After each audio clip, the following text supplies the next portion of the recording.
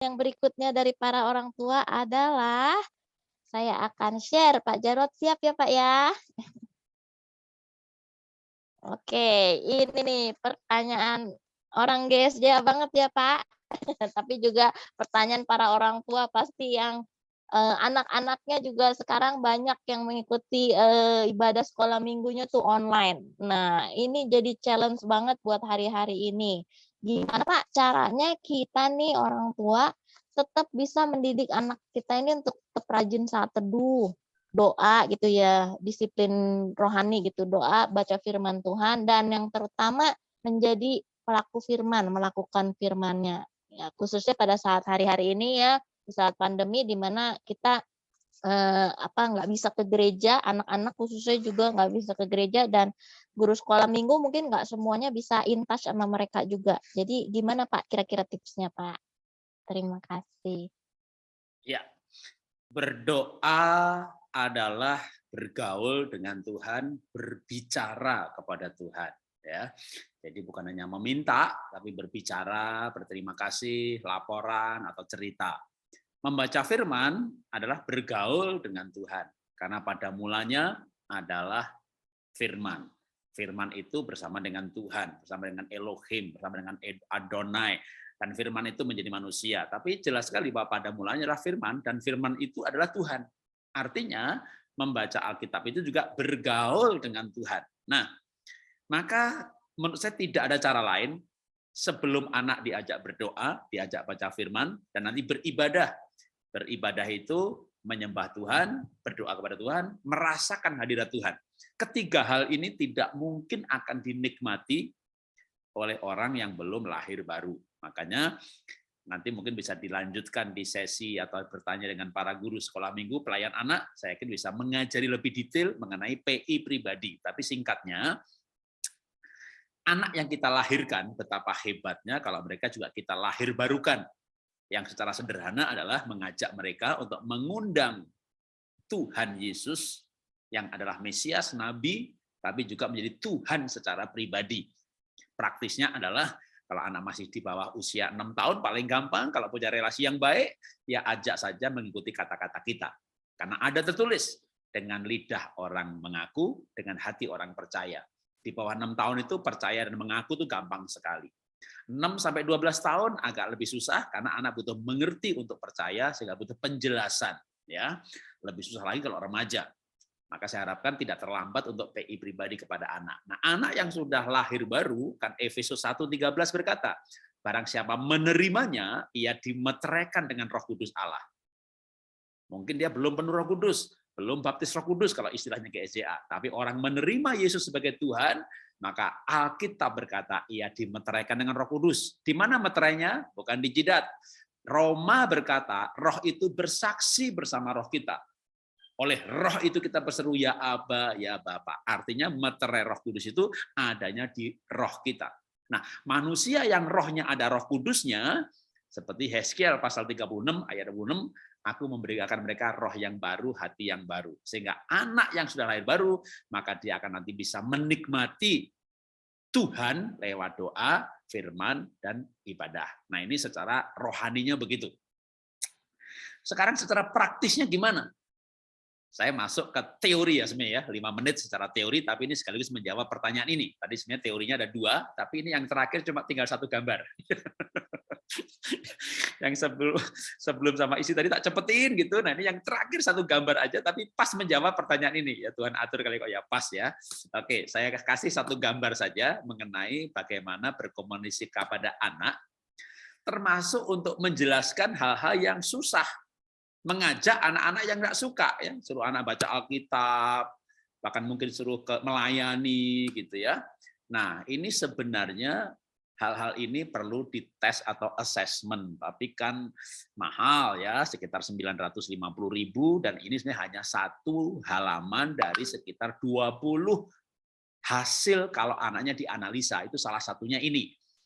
Tapi saya akan mengajarkan cara-cara mengetahui anak kita itu termasuk yang mana tanpa tes. Ya, jadi saya akan mencoba untuk mengajarkan yang tanpa tes. Jadi ini hanya sekilas aja saya bahas bahwa anak kita, suami kita, istri kita, itu kalau otaknya dianalisa, nanti dia akan terbagi dalam 5 kelompok. Ya, kayak misalnya temperamen dasar, sanguin, pragmatik, melankolik, itu ada 4 kelompok. Tapi kali ini karena berbicara komunikasi, apa sih komunikasi itu?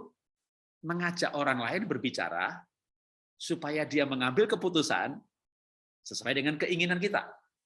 Misalnya nyuruh dia baca Alkitab tadi, atau nyuruh dia ikut pelayanan, atau nyuruh suami yang pelit medit-dit supaya dia mau memberi. Halo, jangan suruh suami yang pelit tapi orangnya rapi supaya mau beres-beres, itu mah gampang ya.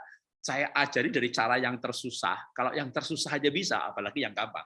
Gimana ngajari istri? Ini kalau di sini ada bapak ya, yang medit-dit, pelit-pelit, sudah masuk nggak bisa keluar gitu kan.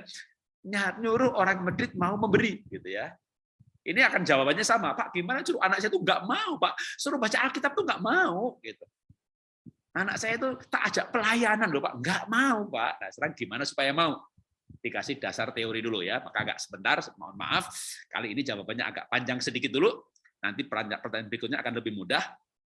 Karena ini akan menjadi fondasi untuk pertanyaan selanjutnya juga. Atau kalau pertanyaan selanjutnya beda ya enggak ya. Jadi manusia berdasarkan otaknya bagaimana dia akan mengambil keputusan. Saya mau baca Alkitab, itu namanya keputusan. Saya mau memberi, itu namanya keputusan. Maka pola mengambil keputusan, otak berdasarkan cara mengambil keputusan atau motivasinya. Itu ada affective, complexity, kontra, kognitif, reflektif. Nah, pusing kan dengan istilah begini? Tuh Pak Jarod ini dokter kalau seminar jadi pusing. Oke, saya pakai bahasa ibu-ibu ya. Anak kita, suami kita, istri kita itu ada yang tipenya senang, pikir, berbeda, untung, prinsip. Lebih mudah. Nah, sekarang gampangnya. Ya, gampangnya dulu. Gimana cara bicara sama anak, komunikasi sama anak supaya dia nurut? Maka kita harus menggunakan otaknya anak kita, cara pikirnya anak kita. Anak kita tuh ada yang melakukan kalau dia seneng. Waduh, kalau sudah seneng Pak Jarod, itu jemputin temannya pelayanan, ya mau gitu. Dia pecah tabungannya, dia berikan ke temannya. Tapi kalau udah nggak seneng, aduh Pak Jarod, gara-gara gurunya ganti model rambut.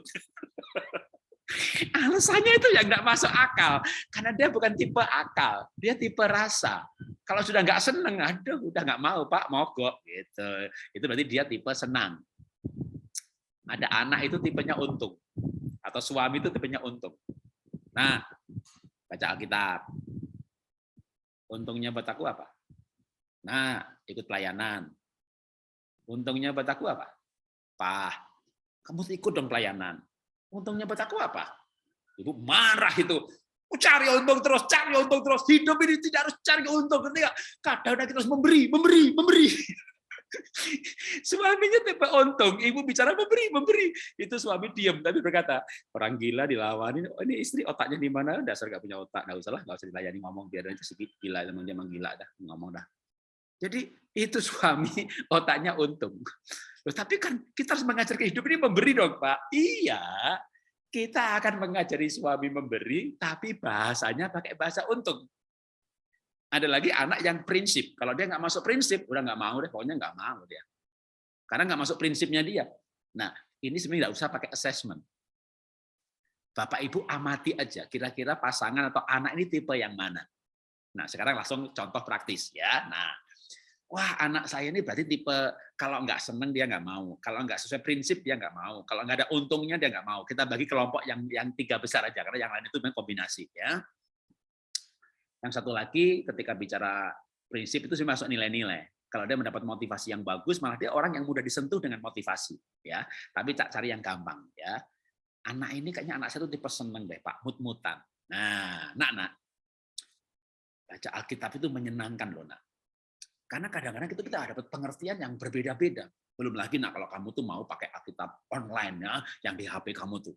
Nanti kamu satu ayat itu bisa langsung ada referensi, nak. Satu ayat tapi dibuka dari berbagai jenis Alkitab. Modern Bible, bahasa Inggris, bahkan kamu bisa kayak orang pandai bahasa Ibrani karena ada direct translation. Aduh, menyenangkan banget loh nak belajar Alkitab itu. Dan menyenangkan lagi nak, sebenarnya Alkitab ini itu ternyata nak itu juga sama dengan sejarah. Ya, bedanya dengan kitab-kitab agama lain. Itu nanti misalnya ada Raja Daud, Raja ini, nanti kamu link itu ke sejarah, itu nyambung, bahkan bisa di-connect langsung. Waduh, apalagi Bapak Ibu ngerti penggunaan Alkitab online yang bisa direct langsung, ceklik kiri, ceklik kanan, ketemu dengan petanya, bisa ketemu sejarahnya, waduh, leksikonnya, waduh itu. Tapi kita gunakan, itu menyenangkan sekali, nak. Nah, menyenangkan yang lain, nak. Jadi kita mau katakan apa? Waduh, dengan membaca Alkitab, nak. Itu mamah kadang-kadang bisa merasakan. Nanti kamu juga bisa merasakan. Itu rema itu kayak gini loh, nah. Alkitab itu kan firman itu kan Tuhan. Tuhan itu kan hidup. Jadi itu kata-kata kayak hidup. Itu kayak bicara sama kita. Jadi kayak orang ngobrol. Nah, itu enak sekali. Itu menyenangkan sekali. Nah, jadi kepada si A kita ngomong gunakan kata-kata senang. Kepada anak nomor 2, kalimatnya beda. Jadi punya anak 3, customize, berbeda cara mengajak berkomunikasi. Karena anak nomor 2 ini persis bapaknya. Kalau nggak ada untungnya, nggak mau. Nah, gunakan kata untung. Nah, baca Alkitab itu untungnya banyak loh, nak. Gitu. Jadi pakai kata untung. Apa itu Pak untungnya, Pak? Gitu ya. Atau misalnya mau ajar nyuruh orang yang cari untung itu kan paling susah bukan suruh baca Alkitab ya. Mungkin dia gampang ya. Suruh memberi, suruh kolekte. Coba ya. Jadi kita kasih contoh malah nyuruh yang paling susah sekalian aja. Orang prinsip untung paling susah itu memberi. Nah, ngomongnya begini, Pak, nak, memberi itu untungnya banyak loh. Yang pertama, kita ini kan memang nggak kaya-kaya banget ya. Tapi dengan memberi itu kita merasa nggak miskin banget. Karena ternyata semiskin-miskinnya kita, ada orang yang lebih miskin. Jadi ketika kita memberi, kita tuh ada keuntungan dari rasa cukup.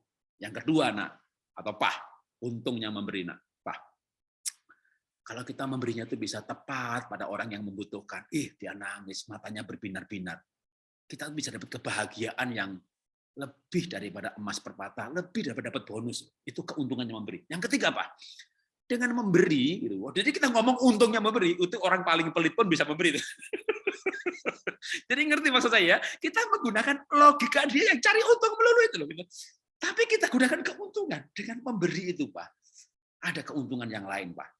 Ya, kita apalagi kalau kita percaya hukum tabur tuai, bahkan mungkin pasangan kita belum Kristen, Buddha, ya karena mirip sama karma, ya kan, tabur tuai. Aduh, pada waktunya nanti orang-orang yang kita beri itu bersyafaat buat kita dapat kemudahan. Untungnya yang lain lagi, Bapak Ibu cari ayatnya tentang keuntungan memberi. Jadi waktu kita bilang untungnya 1, 2, 3, 4, 5, itu pun Alkitabiah. Tapi kita menggunakan kata untung gitu loh ya. Jadi masuk otaknya dia. Untungnya banyak yang memberi itu ya. Menyuruh memberi orang pelit kan susah gitu. Makanya gunakan terminologi otaknya dia. Jadi sebenarnya manusia itu otaknya macam-macam. Jadi, nah itu memang otaknya begitu. Makanya kalau udah suami istri berantem itu kan, biasa otaknya tuh gimana sih? Otaknya tuh gimana? Ya memang begitu otaknya. Ya, nah otak ini, otak ini sudah ya kita ikutin gitu. Oh, nomor 1 nih anak ini kekeh ngotot. Kalau nggak prinsip nggak mau kerja dia. Yang lain mah gampang. Aduh, menyenangkan. Nggak tanya prinsip, ikut dia. Tapi yang prinsip, waduh, kita harus menjelaskan prinsip nih. Ya, prinsip. Nah, kita prinsip ya kita mulai membangun prinsip-prinsip terhadap apa yang kita inginkan. Mau menyuruh apa Alkitab, gitu. Kita mulai bicara prinsip. Manusia itu ya kayak tanaman ya, nak ya. Secara prinsip itu kan manusia juga bertumbuh. Tapi manusia itu kan bukan hanya badan yang bertambah besar, jiwanya tambah besar, rohnya tambah besar. Nah, roh itu bertambah besar kalau dikasih makan. Nah, ini kan mulai ngajar prinsip ya, bahwa roh itu bertambah besar kalau dapat firman Tuhan gitu. Tapi yang senang-senang tadi enggak usah pakai begini-begini. Yang untung-untung tadi enggak usah gitu ya, pakai untungnya aja gitu ya. Jadi sebenarnya semua alasan untuk melakukan hal itu Alkitabiah. Cuma kita pilih alasan-alasan untuk mengapa melakukan itu sesuai dengan pola pikir seseorang mengambil keputusan. Nah, ketika pola pikir, makanya dan sebenarnya itu kita bisa mendeteksi ini dengan gampang ya. Jadi misalnya, nak, kenapa kamu apa yang dia paling sukai? kita tanya gitu kan. Makanya kalau wawancara kadang ya psikolog, HRD perusahaan itu bisa mendeteksi orang tipe yang mana dengan cepat gitu ya. Kadang dengan pertanyaan yang kita nggak kira bahwa itu sebenarnya untuk mengetahui kita. Anda kalau libur mau kemana gitu? Lebih sering ke pantai atau ke laut atau ke gunung? Apapun jawabannya akan membuat dia pertanyaan berikutnya. Kenapa demikian? Begitu karena ini sebenarnya menunjukkan otak Anda tipe yang mana. Sama-sama di gunung nih, tapi alasannya ya kan di sana kan tenang banget, gitu ya. Saya bisa menikmati ketenangan. Kan di sana itu udaranya bagus, jadi saya dapat oksigen yang bisa dan banyak ion negatif, nggak seperti di kota ini ya banyak ion ya, kota itu banyak ion positif, itu nggak bagus untuk kesehatan. Wah, ini berarti orangnya prinsip dan ilmiah, gitu ya. Sama-sama ke gunung, tapi alasannya apa? Dari situ ketahuan tipe otaknya. Kalau Anda misalnya seorang negosiator, seorang direktur, mau berbicara sama orang lain, dan Anda mau orang lain mengambil keputusan seperti yang kita inginkan, gunakan jalur logika ini. Jadi ini sebenarnya ilmu untuk coach, cara berkomunikasi. Tapi ilmu ini bisa digunakan untuk parenting. Bahkan menurut saya parenting yang canggih ya, yang pada zaman dulu nggak perlu ilmu ini. Tapi zaman sekarang ini zaman milenial, di mana anak-anak itu kita perlu ilmu yang lebih deep, lebih dalam, lebih detail. Ya, zaman dulu nggak perlu. Ya, misalnya tanpa ilmu ini pun orang bisa berhasil mendidik anaknya. Tapi zaman sekarang ini kan komunikasi makin susah karena keadaan, karena gap generasi, sehingga kita butuh ilmu yang lebih dalam tentang komunikasi sampai mengerti keunikan anak, dan keunikan anak itu nggak perlu dites ya. Kalau mau dites lebih bagus kalau punya uang, kalau enggak tadi pengamatan aja. Bapak Ibu amati anak Bapak Ibu tipe yang mana, pasangan Bapak Ibu tipe yang mana, lalu kita mulai menyesuaikan diri. Dengan cara berbicara seperti pola pikir mereka, sehingga nanti akhirnya kita nggak bentrokan terus gitu ya, termasuk sama suami itu kita nggak bentrok karena pola pikir yang berbeda. Nah, kita pola pikir ini kita menyesuaikan, bukan kita berubah, kita menyesuaikan. Kita punya prinsip yang tidak berubah, iman yang tidak berubah, tapi cara menyusun logika, alasan-alasan itu sesuai dengan pola motivasi lawan bicara kita, sehingga akhirnya dia melakukan. Sekalipun pada awalnya nanti suami atau anak melayani karena cari untung, nggak masalah. Ketua sinode belum tentu tulus dan murni dalam melayani. Nanti dia terlibat dalam pelayanan, dia akan dimurnikan motivasinya. Ya, jadi tapi yang penting dia sekarang ini mengambil keputusan seperti keinginan kita. Nah, itu tadi tips untuk bagaimana mengajak anak, pasangan, menyuruh sesuatu yang sulit sekalipun, nanti Bapak Ibu bisa merasakan dengan teknik ini akan lebih mudah. Ya, sampai di situ nanti dilanjut hal yang lebih detail.